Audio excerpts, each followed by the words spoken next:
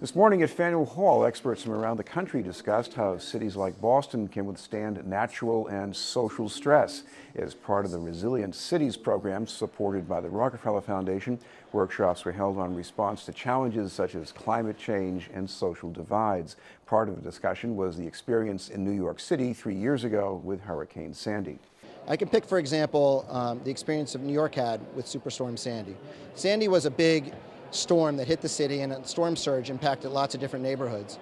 But when the storm receded and you looked at what neighborhoods were damaged, it was the same neighborhoods that already had poor access to health care, poor access to education, little economic hope, and bad linkages to the transportation infrastructure that the city had.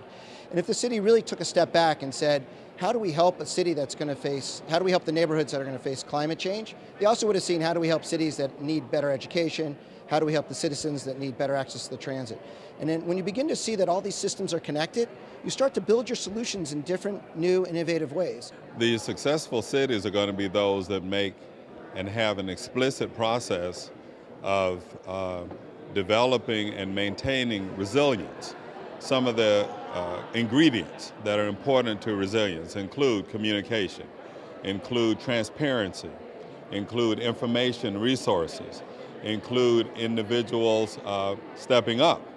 On the individual side of things, that individuals can make a difference by committing to communities, and then in turn the communities get stronger. We certainly know how to make buildings stronger. We know how to heal the sick.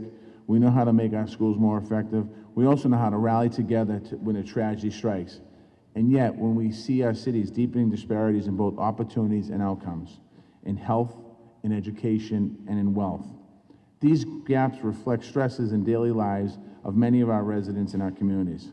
Collectively, these stresses undermine the ability to respond to the change and reach our potential.